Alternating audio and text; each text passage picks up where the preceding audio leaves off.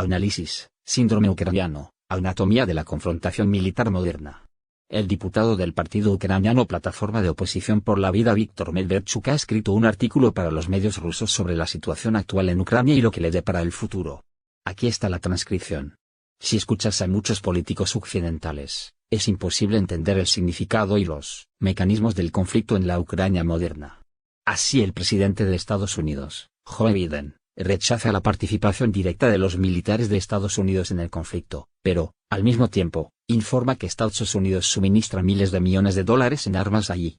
Si miles de millones se destinan a las necesidades militares de Ucrania, resulta que los intereses ucranianos son extremadamente importantes para Estados Unidos. Pero si el ejército estadounidense no quiere luchar ahí, entonces tal vez no sea tan importante. Entonces, ¿qué son estos suministros multimillonarios? ¿Ayuda gratuita? ¿Un negocio rentable? ¿Inversión? ¿Alguna clase de combinación política? No hay respuestas, solo una densa niebla. He aquí las últimas revelaciones de la ex canciller federal de Alemania Angela Merkel de que los acuerdos de Minsk fueron solo un respiro para Ucrania, de lo que se deduce que nadie iba a establecer la paz. Entonces resulta que Rusia fue engañada. Pero, ¿con qué objetivo? ¿Defender a Ucrania o atacarnos a nosotros mismos? ¿Y por qué engañar, si era posible simplemente cumplir lo que la propia Alemania recomendó? ¿O Alemania recomendó de antemano algo que era imposible de cumplir? Así que se puede llegar a la pregunta de si los tramposos políticos pueden llegar a ser acusados de fraude, pero hoy parece mucho más importante comenzar a disipar la niebla alrededor de la situación actual. Después de todo, se desarrolló de esta manera, y no de otra. ¿Qué llevó a esto? ¿Cuáles son las razones? ¿Y cómo salir de esta situación, que es cada vez más peligrosa? Así que comencemos el análisis con los orígenes de los eventos. ¿Cómo terminó la Guerra Fría? El comienzo de cualquier nueva guerra generalmente se encuentra al final de la pasada. El conflicto ucraniano fue precedido por la Guerra Fría. De hecho, la respuesta a la pregunta, ¿cómo terminó?, nos acercará a comprender el significado del conflicto actual, que no se limita a Ucrania, sino que afecta a muchos países. El hecho es que los países occidentales y los países del espacio postsoviético, principalmente Rusia, perciben los resultados de esta guerra de manera diferente. Occidente se apropia inequívocamente de la victoria en esta guerra, y considera a Rusia como la perdedora. Y dado que Rusia, supuestamente, es el lado derrotado, el territorio de la antigua URSS y el bloque del Este es el botín de guerra de Estados Unidos y la OTAN, que, según el principio de ley de los vencidos, pasan al control de Occidente. De aquí que, Ucrania sea el territorio de influencia de Estados Unidos, la OTAN, y no de Rusia. Por lo tanto, todas las afirmaciones de Rusia sobre al menos cualquier influencia en la política ucraniana, la protección de sus intereses en esta región, son un claro intento infundado de atacar los intereses estadounidenses y de la OTAN. Ya no tenemos que mirar el mundo a través de la lente de las relaciones entre el Este y Occidente. La Guerra Fría ha terminado, dijo Margaret Thatcher a principios de los 90. Es decir, la postura del Este, de Rusia, ya no es importante. Hay una dirección, un amo del mundo, un ganador. Rusia ve este proceso de manera completamente diferente. Ella de ninguna manera se considera la parte perdedora. La salida de la Guerra Fría fue impulsada por reformas democráticas de la política y la economía, y la confrontación militar reemplazó el comercio y la integración con Occidente. Es decir, si tu antiguo enemigo se ha convertido en un amigo hoy, ¿no es esa una victoria?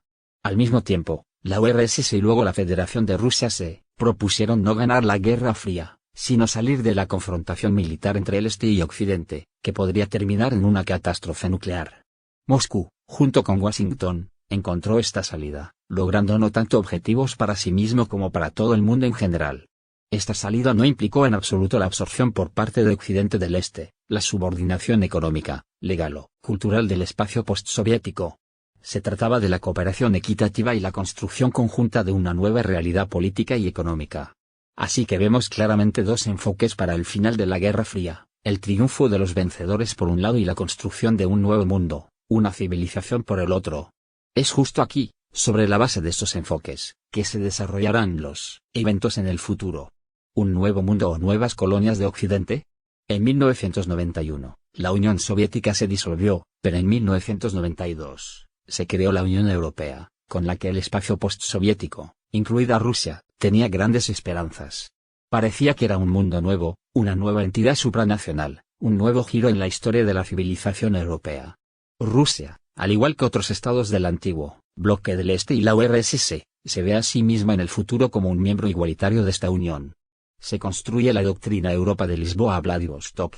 En esta situación, Rusia ve con buenos ojos no solo la unificación de Alemania, sino también la entrada en la Unión Europea de sus antiguos aliados e incluso de las antiguas repúblicas del URSS. La integración económica con Occidente en los años 90 para Rusia es lo primero. En ella, Moscú ve la clave de su éxito como un Estado moderno. Al mismo tiempo, el liderazgo ruso no tiene un deseo especial de atar a las antiguas repúblicas de la Unión Soviética, incluida Ucrania. La mayoría de las repúblicas soviéticas existían gracias al rescate financiero proveniente desde el centro, es decir, de Rusia. Los líderes de estos países aplauden, amistosamente, pero tratan de deshacerse de su carga económica lo antes posible. Rusia está comenzando a integrarse más rápido que Ucrania en el mercado europeo. Después de todo, Rusia tiene una gran cantidad de energía que está en demanda en Europa, y Ucrania, por el contrario, no puede comprar energía a precios europeos. La independencia de Ucrania bien podría haber terminado en un colapso económico, si no fuera por el sudeste, donde ahora hay feroces batallas.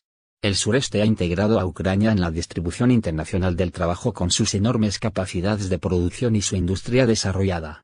No es costumbre hablar de esto, pero en los años 90 fue el sudeste de habla rusa el que salvó la independencia económica y, con ella, la independencia política de Ucrania. Ahora, prestemos atención a otra cosa. Desde los años 90, una serie de graves conflictos étnicos y guerras comienzan a surgir en Europa y en sus fronteras, en las que millones de personas han estado involucradas. Antes de 1991 no se habían producido tantos enfrentamientos étnicos. Todo esto llevó al colapso de Yugoslavia, la pérdida de la integridad de Georgia, Moldavia y Siria.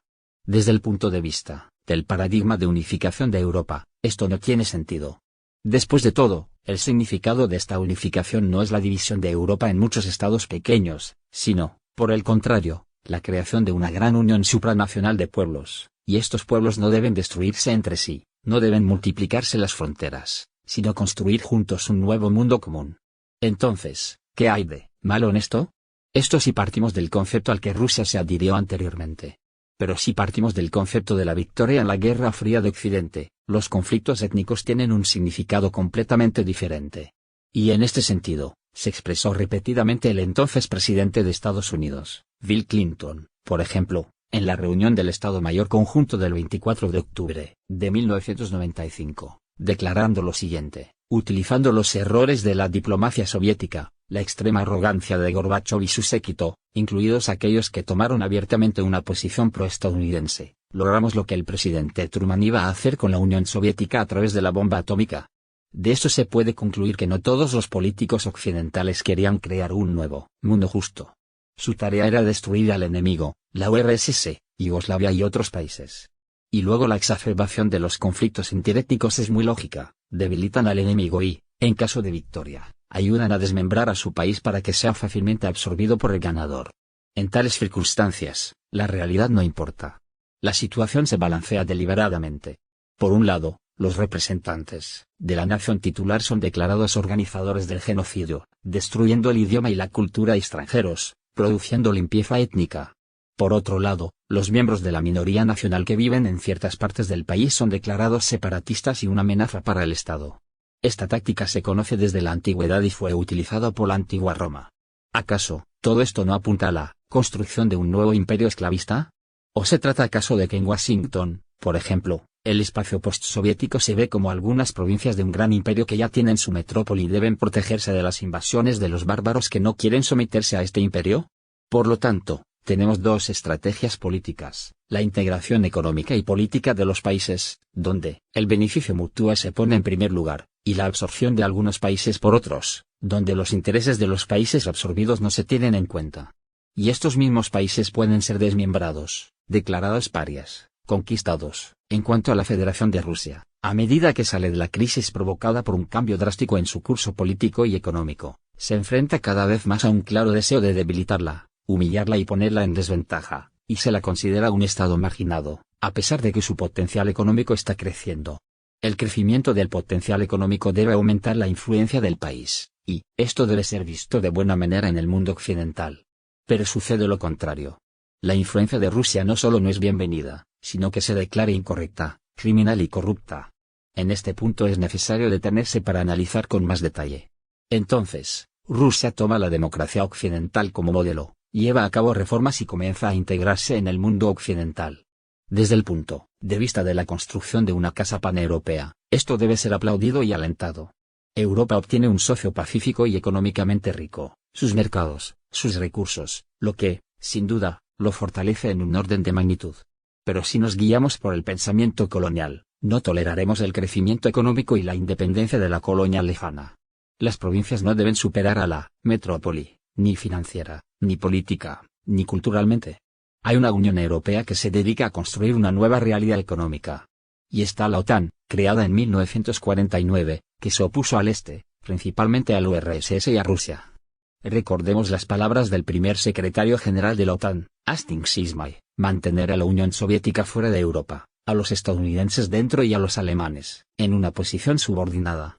Es decir, la ideología de la OTAN consiste en que Estados Unidos estén en Europa, e incluso en una posición dominante, y Rusia no. ¿Y cómo debería Rusia tratar con esto?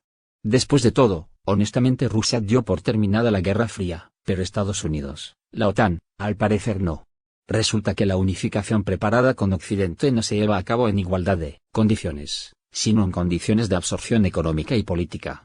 De ahí las demandas de Moscú de dejar de moverse hacia las fronteras de Rusia y revisar las posturas y acuerdos.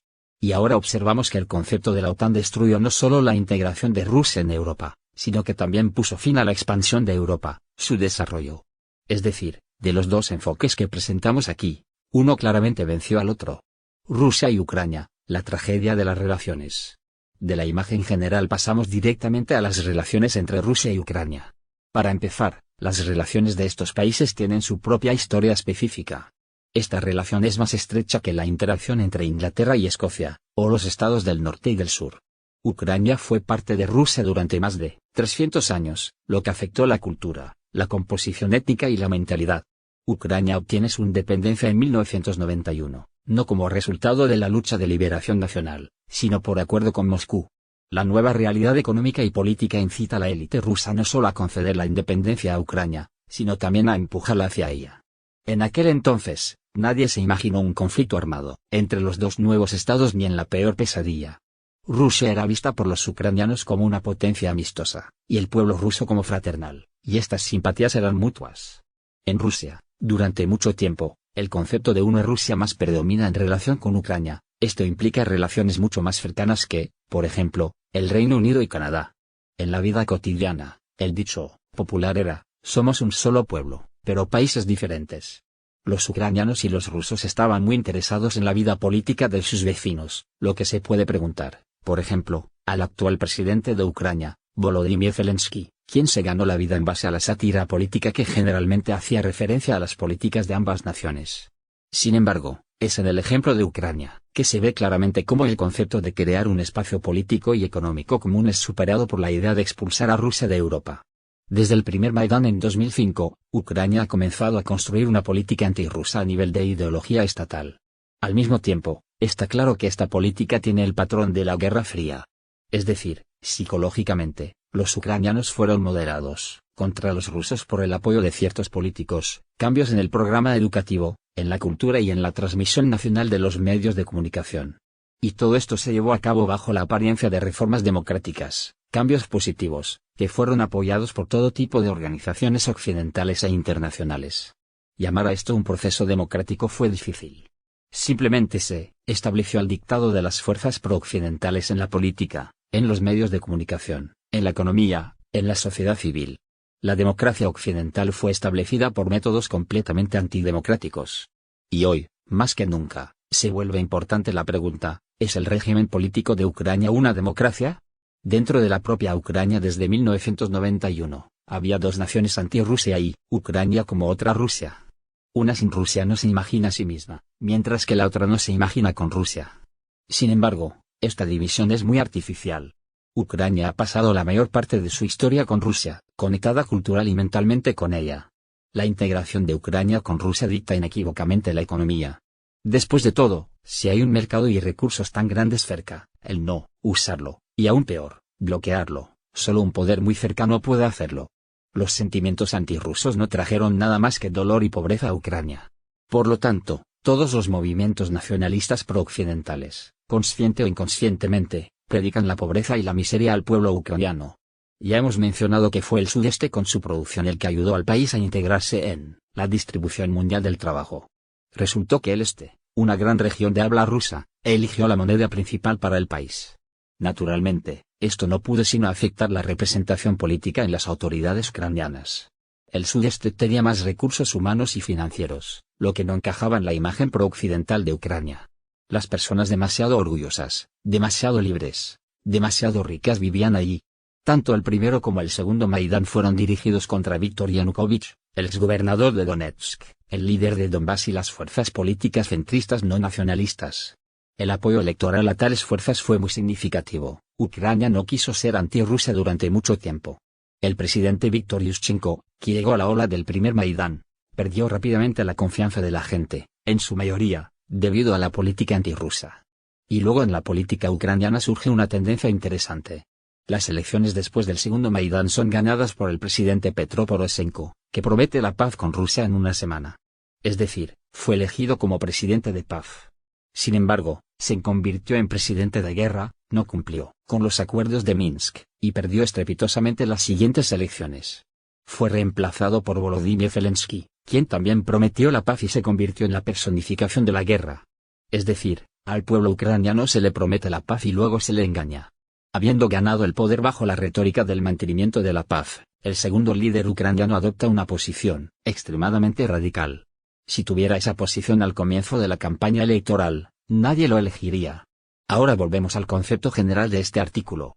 Si alguien dice que va a construir un nuevo mundo con sus vecinos, pero simplemente presiona sus intereses, sin tener en cuenta nada, incluso una guerra, no cualquiera, sino nuclear, entonces, obviamente, no va a construir nada. Así se comportó el expresidente de Ucrania, Poroshenko, así se comporta el actual presidente Zelensky, pero no solo ellos. Así se comportan los líderes de la OTAN y muchos políticos estadounidenses y europeos. Antes del conflicto armado, Zelensky simplemente aplastó a cualquier oposición, presionando los intereses de su partido y no construyó ningún puente de paz. En Ucrania, los políticos, periodistas y activistas sociales que hablaron sobre la paz y las relaciones de buena vecindad con Rusia fueron reprimidos antes de un enfrentamiento militar, sus medios de comunicación fueron cerrados sin ninguna razón legal y sus propiedades fueron saqueadas. Cuando las autoridades ucranianas fueron reprochadas por violar la legalidad y la libertad de expresión, la respuesta fue que el Partido de la Paz era una colección de traidores y propagandistas. Y al Occidente democrático satisfizo tal respuesta. En realidad, la situación no era tan simple y plana. Los traidores y propagandistas representaban, incluso en el Parlamento, no solo a la mayor parte del electorado, sino también la base del potencial económico del país. Así que el golpe fue no solo para la democracia, sino también para el bienestar de los ciudadanos. La política de Zelensky condujo a Ucrania al abandono masivo de sus ciudadanos debido a las condiciones económicas y sociales, la represión y el acoso político. Entre ellos, muchos políticos ucranianos, periodistas, empresarios, figuras culturales e iglesias, han hecho mucho por este país. Estas personas son eliminadas por las autoridades ucranianas de la política y la vida pública, aunque tienen derecho a su postura, no menos que Zelensky y su equipo.